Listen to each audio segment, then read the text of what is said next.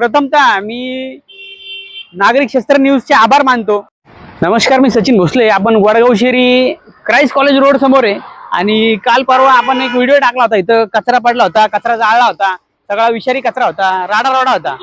तर प्रथमतः मी नागरिक शस्त्र न्यूजचे आभार मानतो, पुणे प्रशासनाचे, पालिकेचे आभार मानतो आणि स्थानिक नागरिक असतील, लोकप्रतिनिधी असतील, त्यांचे आभार मानतो मी। सगळ्यांच्या प्रयत्नांनी आणि मीडियाच्या इन्फ्लुएन्समुळे इथला जो कचरा आहे तो कचरा सगळा साफ करण्यात आलाय।